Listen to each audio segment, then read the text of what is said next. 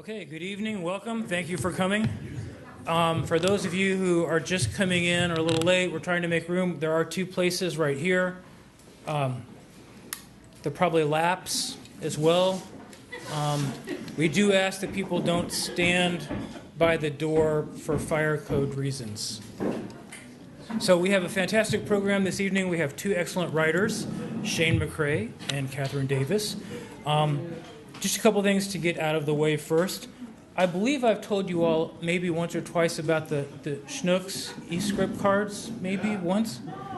No? Oh, okay, I'll tell you again. So it's really hard for nonprofits to make money, especially if you're literature and especially if you're poetry. I can't tell you how hard it is. So what we do is we partnered with Schnooks, who we all know and love and buy our groceries from, and every time you go to Schnooks and spend money on anything, including alcohol, believe it or not, a percentage of their profits go to us.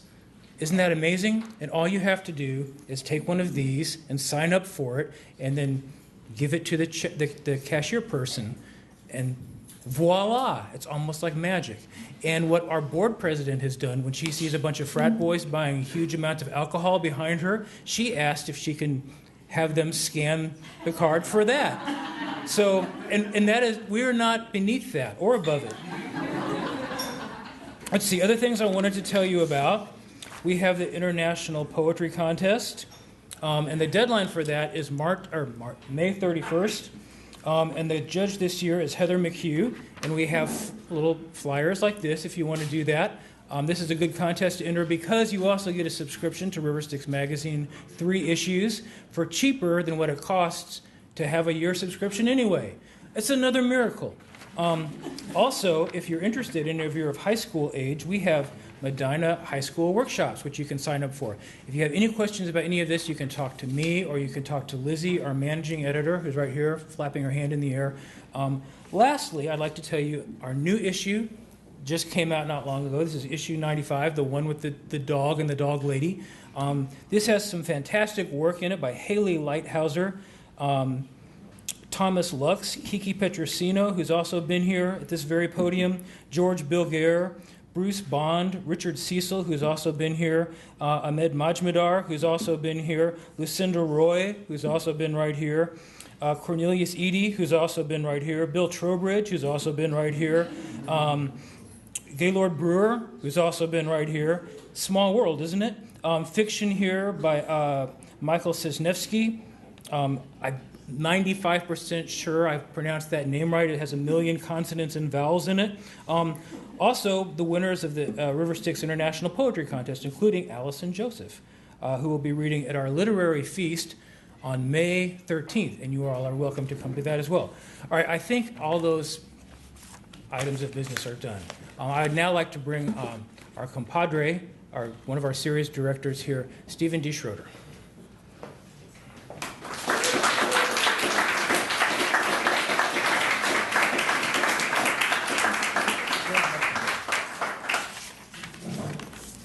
All right, I'm going to be introducing Shane McCrae this evening. I'm going to keep it pretty short so we get a little more Shane time. I've introduced him here in town before for reading. If you heard him read then, you know you're in for some powerful work. If you haven't heard him read yet, you'll find out soon enough. His poems take on weighty topics like poverty, religion, race, and violence in both personal and national histories. They are searing litanies that are damaged, but nonetheless defiantly stay up despite everything that life puts on them. I'm going to read just a little segment of a poem from his latest book. The name of the poem is "I Know It's Hard for You to Believe You Still Benefit from Slavery." The boy in the picture is tied in the picture to the post in the picture, or look closer, it's a pickaxe. Look away from his face to the base of the post. Look, that's the head of the pickaxe. Look back to his face. He's not a boy. His face, the expression on his face, the sadness, it looks like the kind of sadness usually a grown man won't let anybody see. And it goes on from there. And this is, I believe, for sale out at the table in front if you're interested in that after the reading. Shane McCrae is the author of 4 full-length books of poems, including the most recent one, The Animal Too Big to Kill, which won the Lexi Rudnitsky Editor's Choice Award from Persea Books. His collection Mule was a finalist for the Kate Tufts Discovery Award and won the Penn Center USA Literary Award. His poems have appeared in African American Review, Agni, Boston Review, Fence, Jubilat, the American Poetry Review, Best American Poetry, among many more. His other honors include a Whiting Writers Award and a fellowship from the National Endowment for the Arts. Please welcome Shane McCrae.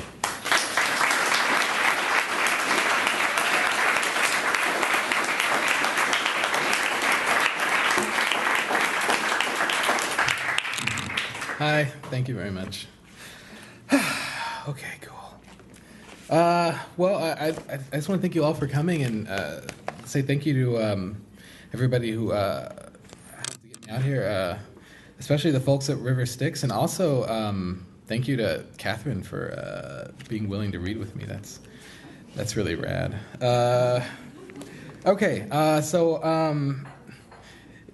Some of my books, I guess, are out there, and I'm not going to read from them at all. I'm sorry, that's not... Anyway. I'm going to start with this poem. It's a adaptation of a slave narrative. The woman whose narrative it was, or is her name was Anne Parker, and it was... this narrative would have been collected in the mid-'30s, by a person working for this thing called the Federal Writers Project. They went around collecting narratives. I originally wrote this for my second book, Blood, but I couldn't get it right at the time, which is not to say that I have gotten it right now. But this is called When the White Folks Wasn't Looking, She Was Their Queen. I fell and broke my arm some time ago, 'cause my right side am dead. And me, I tries to crawl off in the bed. I is 103 years old. When I gets back from the hospital, they ties me in this chair. I was a grown woman at the end of the war. The nigger boy who helps me up and down. He wasn't raised like me. He don't got the same manners, but we old ones know we still has got to be polite to you white ladies. Daughter, did I tell you my mammy Johnny was a queen in Africa? And I ain't had no daddy, 'cause queens don't marry, yes, she was a queen. And when she told them niggers what she was, they bowed. She told them not to tell the master, and they didn't tell. But when the white folks wasn't looking, she was their queen. The nigger boy who ties and unties the rope, he says it don't matter who my mammy was, now that we's free. He fusses and I fight him. He don't know what it means to be a slave when you's a queen. He fusses and I tell him he don't know what free is, ain't none of him dead. So, this next little group is from a sequence that's a little bit longer. All these are in my next manuscript, which is coming out in 2017. Most of the people in the book are people I made up. And this person is a person who lived in a human zoo. Those were very real things. And this person is based on real people, but this person is himself in some sense not real. This is called His God. I am, the keeper tells me, the most popular exhibit. You might not think this cheers me, but it does. I'm given many opportunities.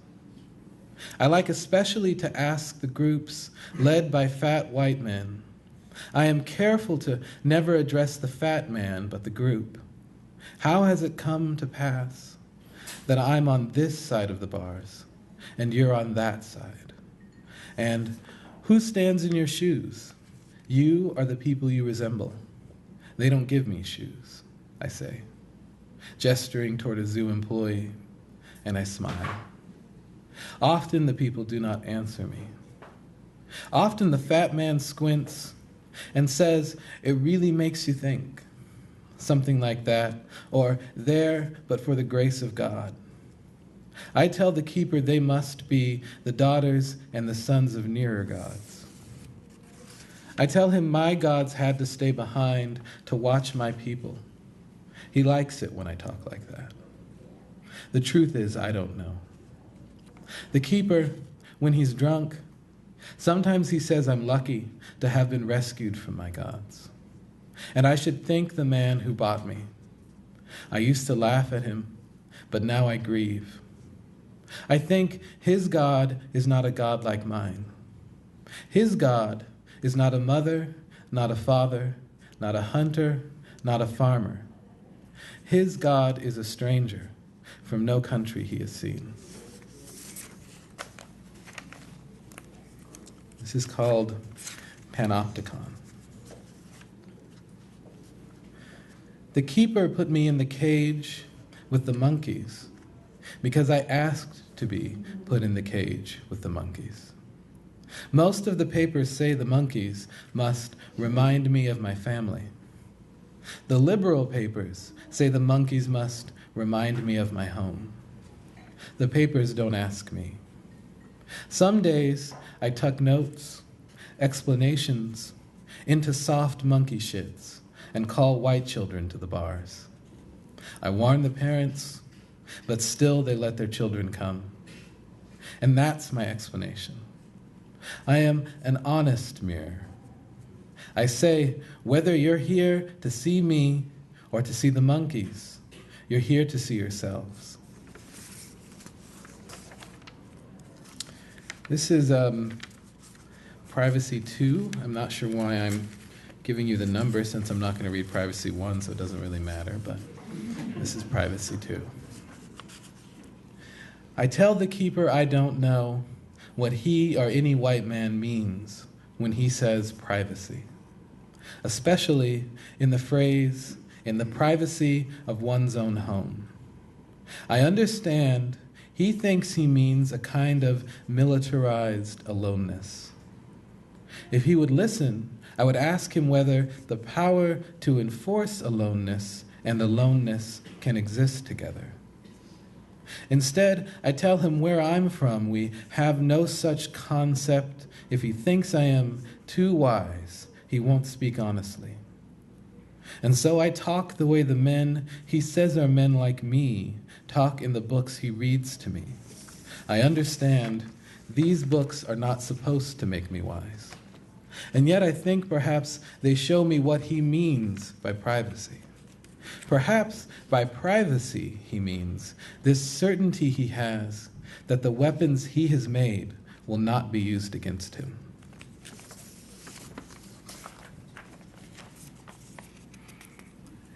In the language. I cannot talk about the place I came from. I do not want it to exist the way I knew it in the language of my captor. The keeper asks me why I refuse him this. I think to anyone who came from the place I came from, it would be obvious. But I did not think my people superior to other people before. The keeper's language has infected me. I knew of few people beyond the people I knew before, and when I met new people, the first thing I assumed was they were just like me, perhaps even relatives, who had before my birth been lost in the jungle or on the plain or on the other side of the mountain. And so at first I thought the white men were ghosts. One spoke my language and said that he had spoken to my father. I did not fear them. I thought they had been whitened by the sun, like bones wandering. I thought I could help them. I thought they didn't know they were dead.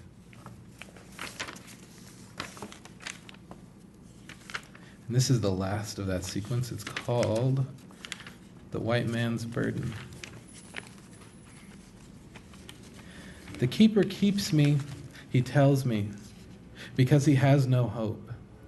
I have become an expression of his hopelessness. My kind outbreeds his kind, he says.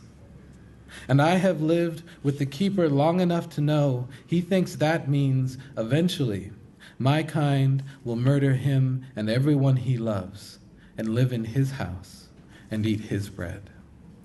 He fears he can't defend his house, his bread. He has put his faith in things that can't be loyal in return.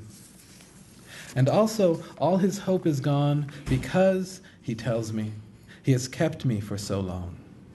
How could he free me and not fear I would seek revenge? He says he keeps me here because he would, if he were me, seek revenge. He is a strange man. He will not acknowledge my humanity insofar as it is mine, but will ascribe his traits to me in all their human complexity. It even pleases him to do so. I tell him he is hopeful.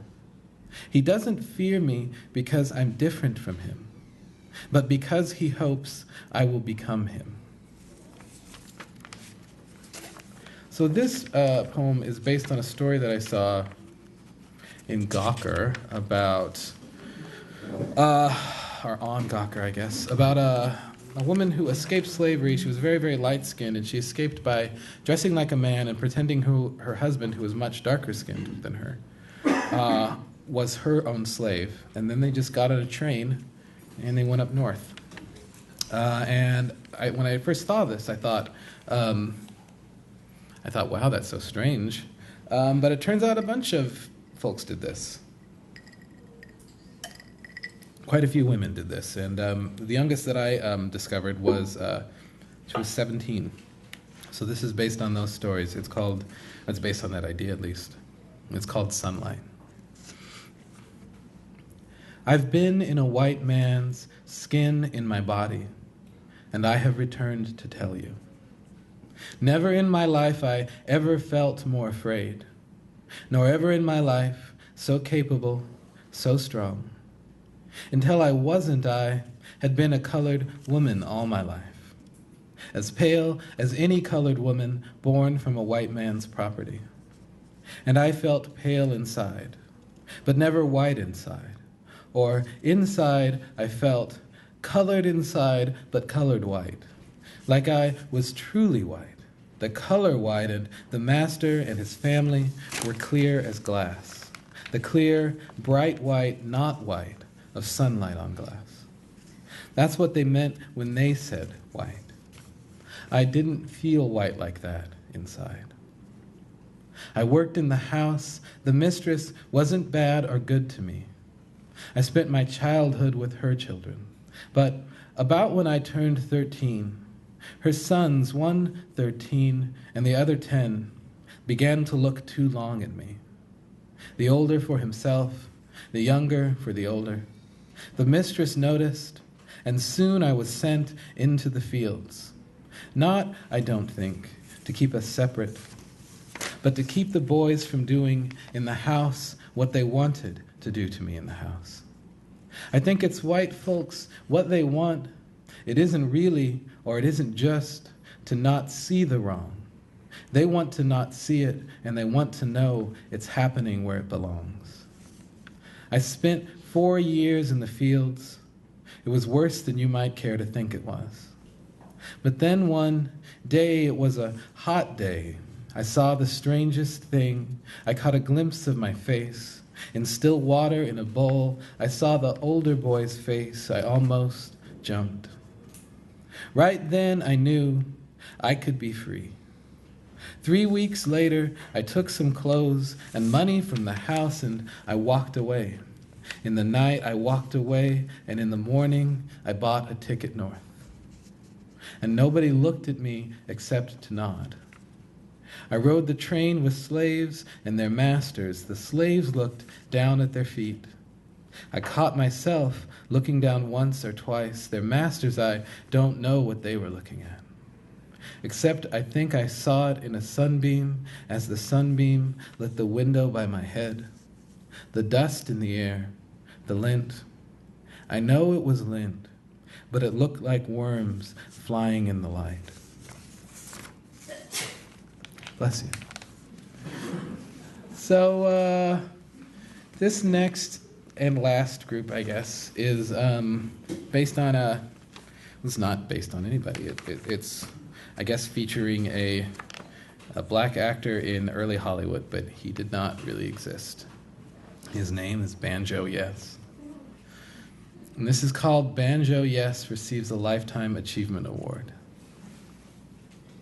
I ain't no never had to, never done, no acting, not like some of these white boys. Nothing you'll find in books. Y'all listen close now, and I'll tell you how I got my name. I worked on, as a young man on a lot. What do you think I did? I cleaned, I fetched, shit and more shit both ways, shit and took and kept it too, yes. And whenever I thought a white boy might be calling me shit, yes, I answered. One morning, and I'm just crossing from one thing to the next, I hear a shout, banjo, and so I lift my head, but not too high, that ain't my name, and I say yes, back loud, but real polite. And this white boy I never seen before, and he's away over the other side of the lot, but each of the white boys there, he had a different, important way of standing, and no, I ain't seen this boy before. He had his fists jammed in his hips, like all of them, but he leaned heavy on his left leg, like he was limping, standing still. I run quick over to him, I say, yes, sir, tells me to bend down and wipe. This is the truth, it was a spot of bird shit from his shoe. This ain't no kind of story where the nigger says no. I bent down and cleaned his shoe. I can't, from down there, see the look on the man's face, from down there at his feet, but just as I get started, and I think he must have been smiling, he says, is your name Banjo? I say, no, sir, my name's Bill. And he says, banjo suits you better. Banjo, yes. And when I talk to you, that's who you're going to be. And I say, yes, sir, sir, your shoe is clean. Now listen, that boy, he was nobody. In fact, I never saw that boy again. But that name stuck to me. And when you see a white boy talking on the screen, that's him. And when you see me smiling back, that's me. This is Banjo Yes, talks about motivation. The difference was they had names like a name a boy might think a grown man wants. The white boys did. The actors, names like Rex and Duke. We niggers had names like a name a boy might get for some stupid shit he did once when he wasn't thinking when he did it, like they call a nigger Hambone Jones because some white boy spots him sucking on a ham bone, probably thinking about his woman, and he's hungry and he's poor. They named you for a thing your hunger made you do. And what could you say back? You're not a man and you're a poor man. What won't you do?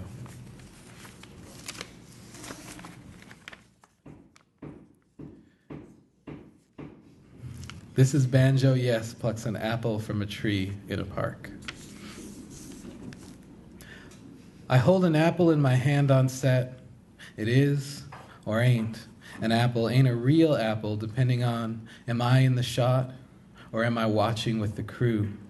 A real apple don't taste no sweeter than a movie apple. It ain't crisper, but it's some better. A nigger eats an apple in a movie. It ain't no apple. It's a big, fat watermelon man. It's fried chicken. It's all that bullshit. A nigger eats, but he ain't eating. No nigger in no movie ever got hungry and ate, and it was just him eating. No nigger tells the story of himself. Man, even if I hate a nigger, what I love is what he loves. I ask myself, before I do anything, it don't matter what it is, who's watching me, and what they're gonna think they see. I waste my mind trying to read white folks' minds. I'll tell you what an apple is. It's death. It's my child dead.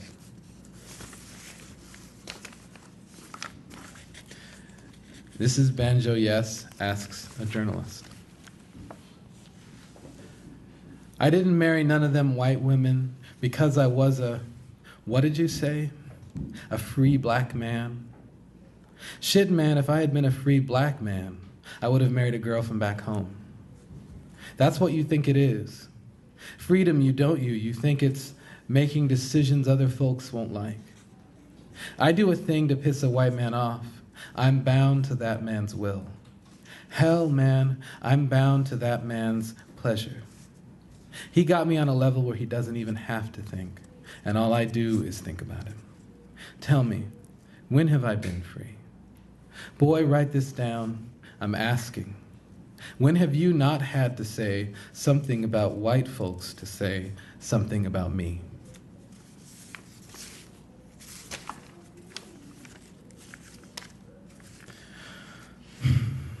This is asked about the Banjo Man and its sequels. Banjo Yes replies. My aunt, my mama's sister, she had a real good piano, had it right in her front room there. She lived just up the street. I used to, when I was a boy, I used to hide in her bushes when she was giving lessons just to hear her play. I don't know why I hid. She loved Chopin and all of them. She and my mama had some differences between them. One morning I walk over because I know she has a lesson coming. But when I get there, her front door, it's wide open and I don't hear no music, just a few bad notes, but not bad, like a child was learning them. I sat in the bushes anyway, just waiting for a while. But I got bored. You know the way a boy gets bored. It's like he gets more interested at the same time, but in far-off things. So I peek through the window, and then I see it, her front room, it's all tore up. Some fool, I guess, had robbed her, busted her things up, busted her piano too. Just to be mean, I guess. My aunt, she's just sitting at the bench, staring at nothing. But she must have heard me, because she turns and smiles and she starts to stand up. She leans forward, she takes her hands, they was resting on the keyboard from the keyboard, and grips the front edge of the bench.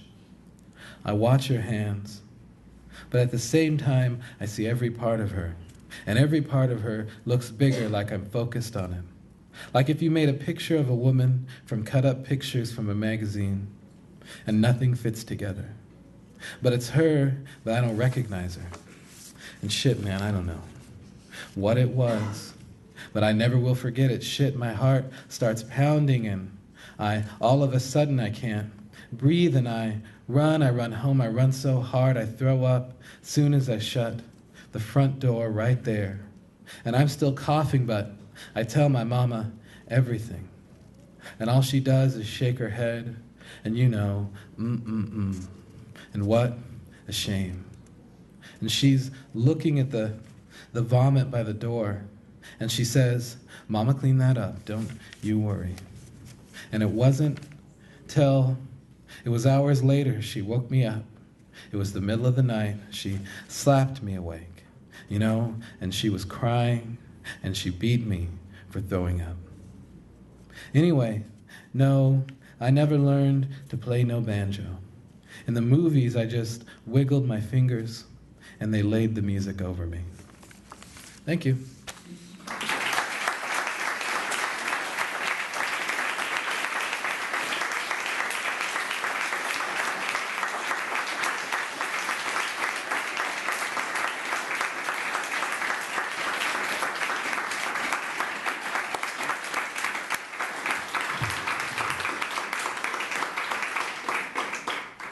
Thank you, Shane McCrae. That was fantastic. Shane McCrae has books for sale right around here, courtesy of Left Bank Books. We're going to take a short 5 to 10 minute break, so please go out and buy some. You can also find copies of the new River Styx issue and these e-script cards, and we'll see you in 5 or 10. Thank you. So we're going to go ahead and start Act 2. We actually have 3 co-directors for the River Styx at the Tavern reading series, so I'm going to introduce our other reader, our other co-director, Kimberly Lozano.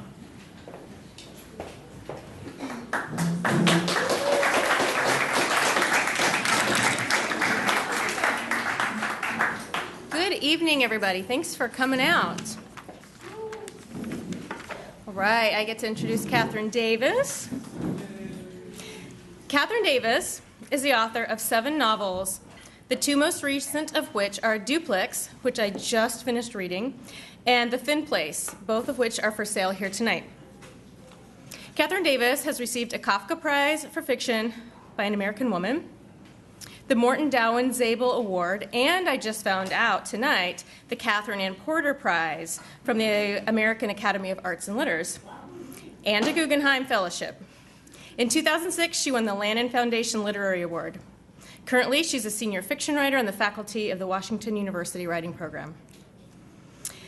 Kathryn Davis's novel Duplex is, as a New York Times book reviewer says, a story that is almost impossible to summarize without damaging the experience.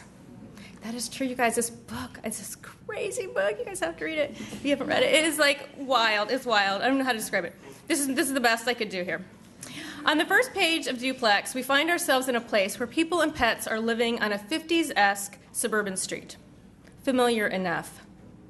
Yet this particular domestic locale is also populated by a family of robots, one of whom becomes prom queen, a baby named Blue Eyes, who was once a toy bear, and a weird, sort of sexy, soulless sorcerer who drives around in an expensive car. Every house, every family, every relationship, every page is a dreamlike rabbit hole. Maybe a more interesting question than what is Duplex about is, what is it like to read it? I was knocked sideways by this book, and I wanted to know what other people were saying. So I Googled a while, reading commentary about this book, and I never thought I would be quoting a Goodreads customer review in an author introduction, but I thought this one was worth sharing. One reader who is just 9 pages into the book said this. She said, "I feel a bit like I've been struck by lightning, and a bit like I've been asked to dance by Tilda Swinton. When I finish the book, I will review it for real. But so far, I am in love, and it's making me dizzy." I get it. Please join me in welcoming Kathryn Davis.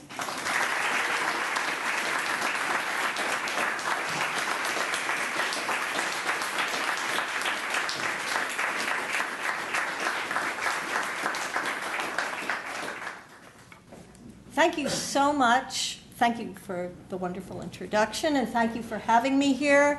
And Shane, thank you for reading with me. I am going to read tonight, not from Duplex, so you can all just sit in your chairs without being knocked out of them. I'm going to read 2 chapters. They're consecutive from the novel I'm working on right now, which is called The Silk Road. And these chapters come a ways into the book. I'm not going to explain everything that comes before them. I don't think it's necessary to know about that to get what's going on here.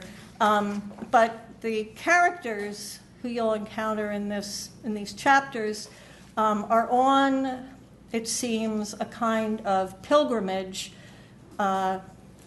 similar to the pilgrims in the Canterbury Tales.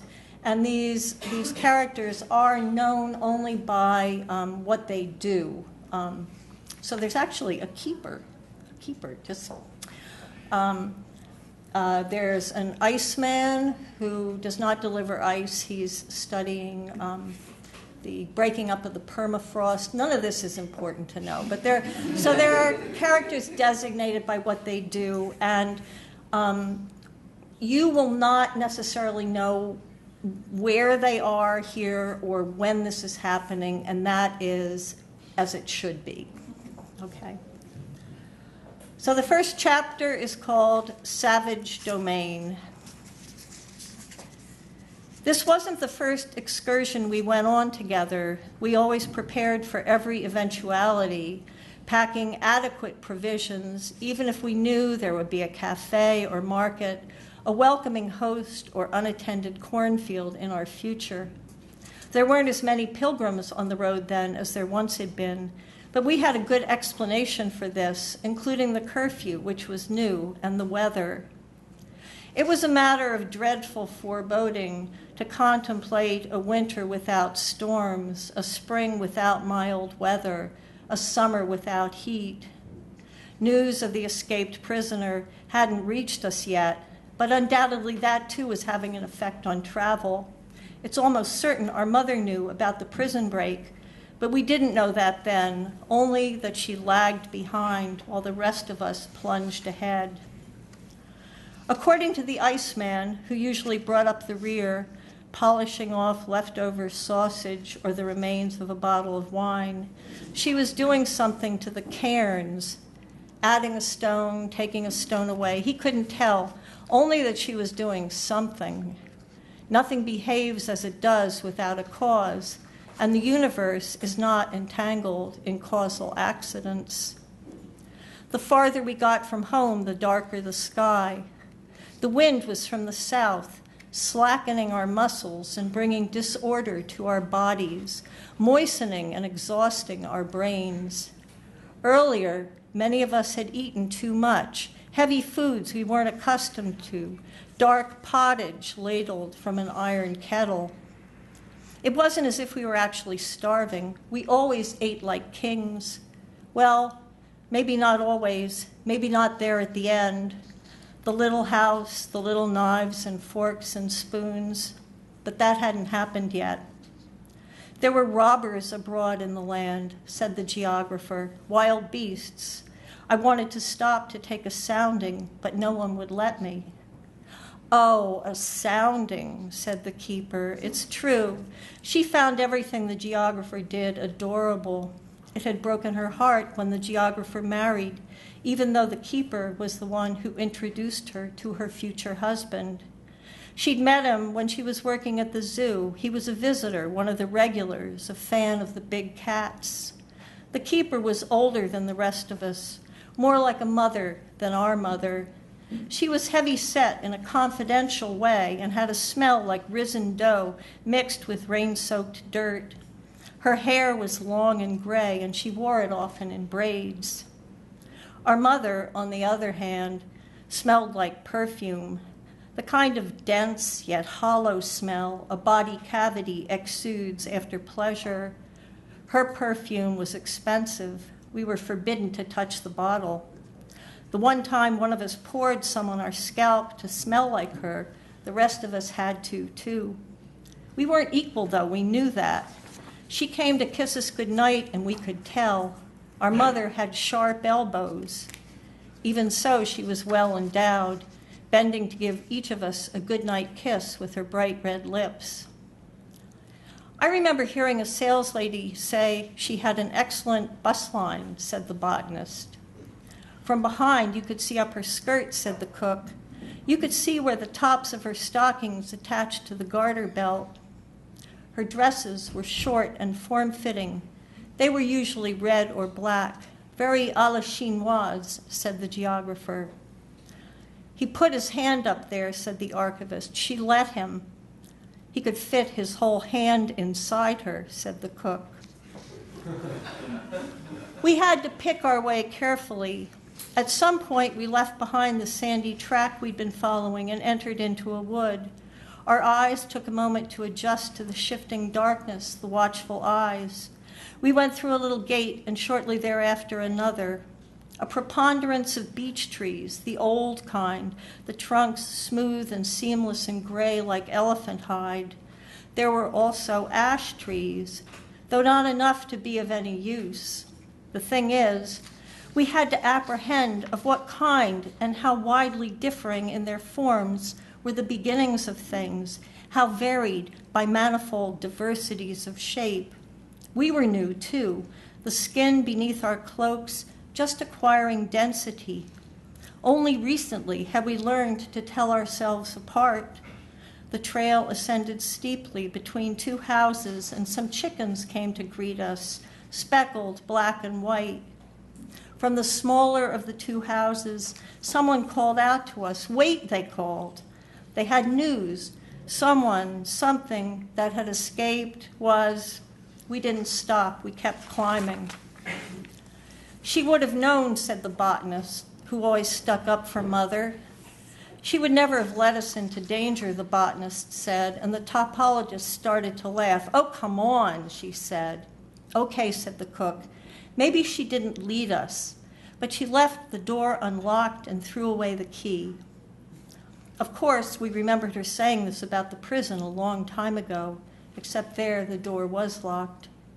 It was a memory we all shared, probably because it was the opposite of the way she felt about us, said the topologist. She wanted us to try our wings, said the botanist. She wanted to get rid of us, said the Iceman. He saluted. Good luck, Mother dear. Just like when the flavor of a wine is gone or the aroma of a perfume has been dispersed into the air or the savor has left the body, still the thing doesn't look smaller to the eye, nor does anything seem to have been taken from its weight. The mind and the soul are made of exceedingly tiny seeds, the Iceman said. At last we arrived on the plateau. We couldn't see where we were because of the rain and the wind, the rain and the howl and the hail and the howling wind. And the snow, said the archivist. Don't forget the snow. At some point we heard the bell. We all heard it. It kept ringing and ringing, ringing without stop. It wasn't the Angelus. By now we all knew how to recognize the Angelus. It's marking a death, said the archivist. One stroke for every year of the deceased's life. No one could live to be that old, said the keeper. You don't know what you're talking about, the topologist said. It's Maria. The dummery must be nearby. When she told us it was a hospital, we all felt the same relief. Maria was the bell of the lost, forged in the 13th century. A wealthy pilgrim had the dummery built in gratitude for surviving a fierce attack by unknown assailants when he'd gone astray in the Obrock. According to the words written on it, the bell was made to praise God, cast out demons, call home the lost. That's us all right, said the cook. It would have helped if one of us had thought to bring a compass. It would have helped if one of us had been paying attention to what we were doing. The expedition was Mother's idea. She was the one we'd been counting on to tell us what to do. We couldn't go back. Our tracks were obliterated as fast as we made them by whatever was falling from the sky. Besides, said the Iceman, where would we go back to? A thing never returns to nothing, but all things after disruption go back into the first bodies of matter. It would be great if you spoke English, said the keeper. The topologist was the one we were counting on now. She was the one who could remember leaving her guidebook on a cafe table somewhere in the Obrock. The saint had his shrines everywhere along the route, but we hadn't seen one in a while. We hadn't seen anything in a while. We were ill-equipped to travel, every one of us, our fingers unable to perform the simplest task, wiping our eyeglasses dry, buttoning our cloaks. The bell continued ringing, but the closer we got to the sound, the dimmer the sound grew. Meanwhile, the sound of howling that we thought was the wind was growing louder. This is exactly what I've been trying to tell you, said the archivist. The beast is on the loose. He lifted his pant leg to show us the bite marks. No one ever listens to me, he said. I'm listening, said the Iceman. In the icy lands, it is stipulated by law that whoever slaughters a dangerous beast shall receive from the treasury or from the royal governor a set reward, graded according to the ferocity of the creature which he has killed and whose carcass he has produced. The topologist took the archivist's hands and stared him in the eye. Calm down, she said. Of course, being a topologist, the idea of being nowhere was easier for her, as well as the idea of being in a neighborhood that didn't exist. This was what had made it possible for her to invite the Swede to come sit with her once he'd shaken the stone loose from his boot. It was late enough in the day that they decided to share a bottle of wine. The festival of the transhumance was underway. All the cows of the Aubrac had been set free into the plateau to graze and multiply. Soon enough, the topologist and the Swede were surrounded by luminous golden cows, their heads decorated with flowers. Spring had been late that year.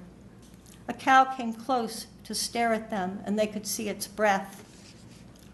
Animals dwell upon the moment, Ji-moon said. They have that in common, even the beast. The thing about the beast was that it dwelt in so many different moments, it had begun to seem like it didn't exist. We kept closer to the topologist than usual. We were careful, having been warned time and again that she didn't like to be touched.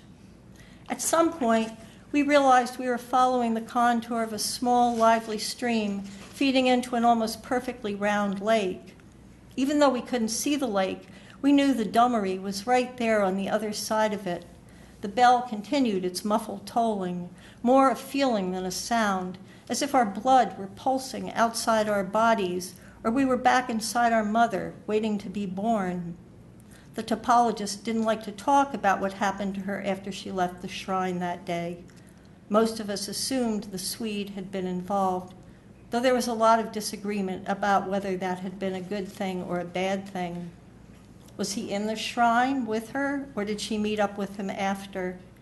Some of us thought we remembered seeing someone who might have been him, a good-looking man in a dark green rain poncho, lighting a candle for Saint Roch. But did this mean he was already sick? Really, it could have been anyone. By now, we had all experienced the agonizing sensation of the skull shrinking around the soft mass of the brain, driving out thoughts the way seawater boils with the mastering might of the winds. She believed she could save him, the Iceman said. He was adamant on this point.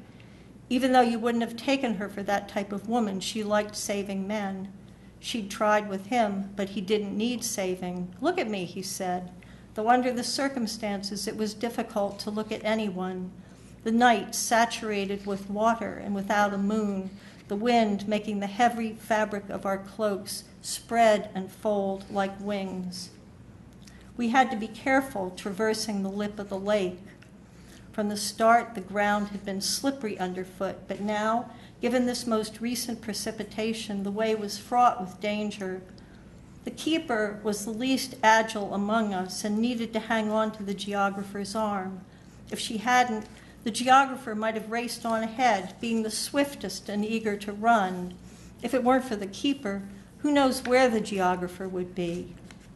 Meanwhile, the Dummery began assembling itself in large, wavering blocks, some of the blocks advancing toward us more aggressively than others, piling side by side and one atop the other, over and over and over again, into an impossibly tall tower with a pointed turret, alongside of which a low building extended itself alluringly, stretching to its full length like an animal. Everything was wet, dark. Even without moon or stars, the stones glistened. There it was, the hospital, right there in front of us. All we needed to do was enter it. From the beginning, small things have figured out how to get through impossibly small openings. This was one of the advantages of being small, said the geographer. Something practically invisible to the naked eye, like a flea, could change the course of history. She followed along the hospital wall, trailing her fingers across the stone. There must be a door here somewhere, she said. Remember Nanny and the mice, said the botanist. She thought there was just the one, said the cook. She gave it a name, something upper crust, Miles. And then Miles had babies in the hamper. Nanny always wondered how he got in, said the topologist. My question exactly, said the cook, pointing at the hospital. But the topologist either couldn't remember or didn't want to say.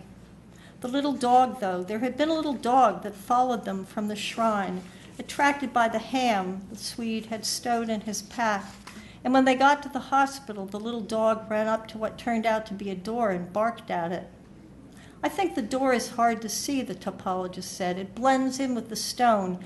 You have to push on it to make it open, she said, like an ashtray in a car, pushed down. The next thing we all knew, the botanist had disappeared. The next chapter, Eidolon. We were used to people disappearing. One minute, our mother was right there, so close we could see the fine, colorless hair on her upper lip and smell the egg on her breath. The next minute, she was gone. She was quick-moving. We could hear the click of her heels along the hallway. There was nothing magical about it, the Iceman said. She never wanted children. We cramped her style. I saw her with him, he said, that man, her thighs like wings. She wanted to fly, remember? She even took lessons. The Iceman said it was so dark when he went into the morning room, he couldn't tell if he was floating or falling. He'd been having the dream with the howling mouth we'd all grown tired of hearing. For such a substantial person, his psyche was surprisingly delicate. It was easy to hurt his feelings. We tried to watch what we said around him. The botanist was his favorite, and now she was gone. How did she do that? The archivist was pushing on stones, one after another, to no avail. Like when we used to play sardines, said the keeper. You'd think someone was there with you, and all of a sudden they weren't. You'd feel more alone than ever, said the geographer. Remember running up the stairs to Nanny's room, the keeper asked? You always took them 2 at a time ahead of me. The back staircase was dimly lit and smelled like damp varnish. Its wallpaper was coming loose, and there were lion faces in the roses. We weren't supposed to play on that staircase. It was for Nanny's use, just as we weren't supposed to go into her room. Her room didn't smell like the rest of the house, and the things she kept there weren't like our things. When the cook put her brassiere on over his shirt, it was frightening. Nanny's room was small. It didn't seem possible that all of us could fit into it at once, let alone find a place to hide in it. Her things weren't as good as ours, the archivist said. She bought her things in a box store. She kept hard candies in a dish shaped like a shoe, said the cook. Also, she believed in God. When we'd been least expecting it, the sky cleared, like a curtain sweeping open on a new act. The moon, too, was in a new phase, one we'd never seen before. It was our moon, though, not some other heavenly body.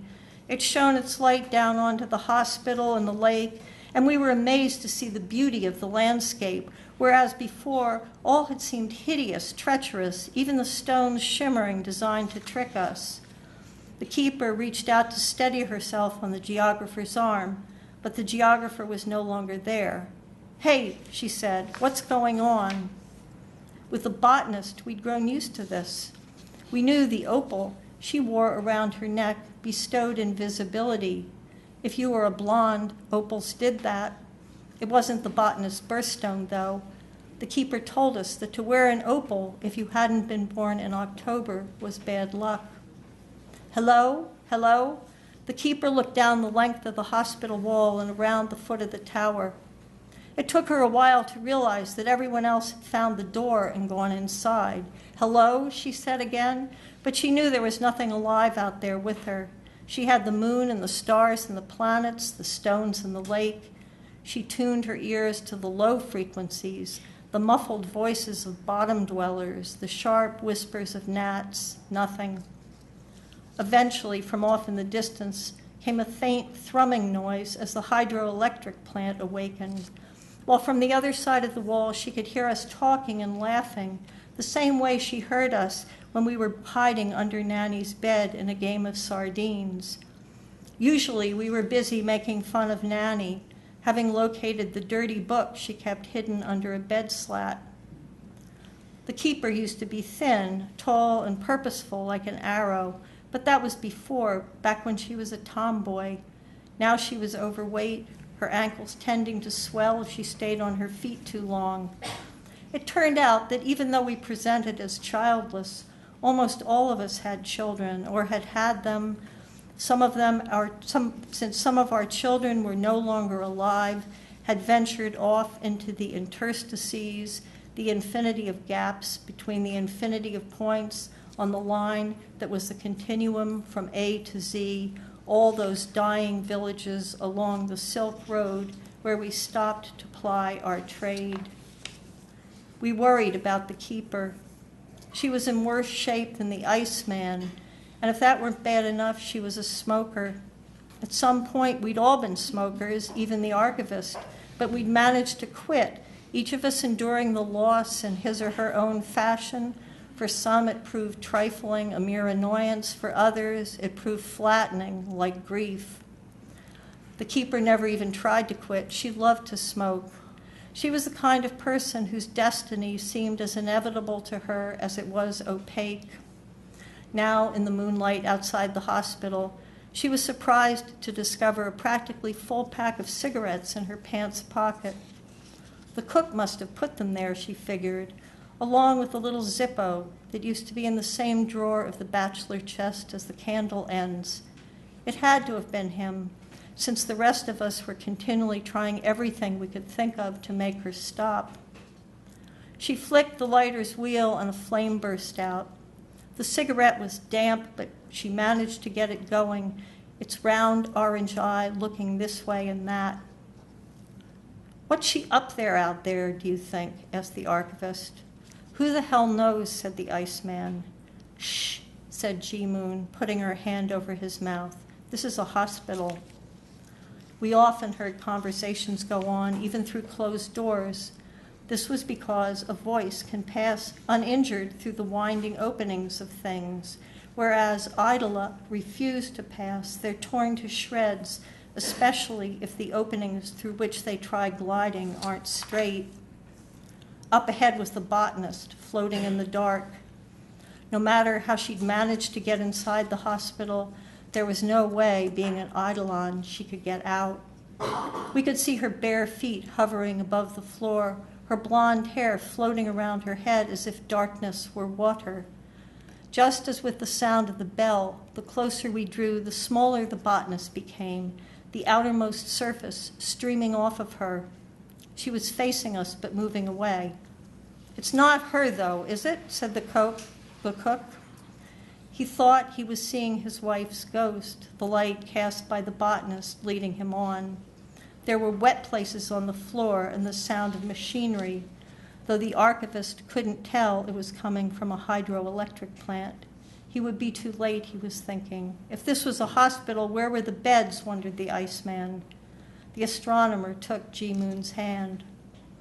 Thoughts were the one thing we couldn't control, the seeds of the mind possessing a power of moving in proportion to the seed's smallness and smoothness. At the end of the hall, right before coming to the place where a thick length of rope hung down from the bell tower, a passageway extended off to the right.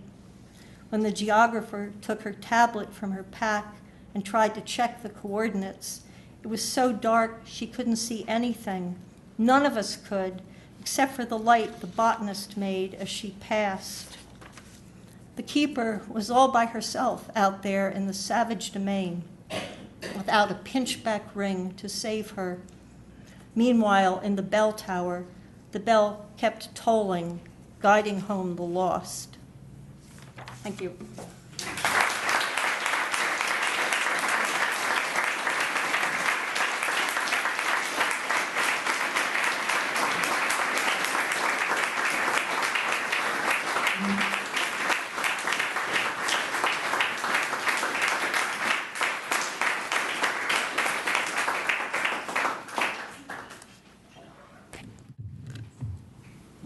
That's the end of our 41st season. And what a great way to end it, with the bell tower guiding home the lost. So let's hear it one more time for our two writers, Shane McCrae and Kathryn Davis.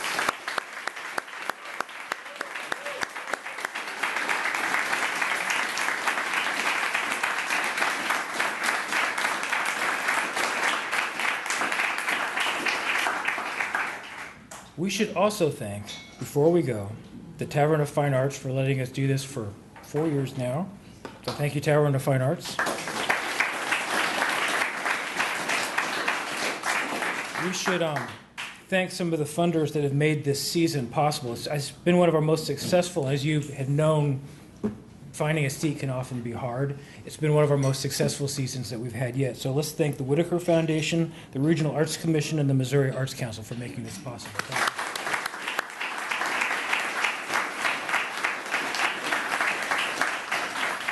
Finally, I'd like to thank you for coming and making this such a good season.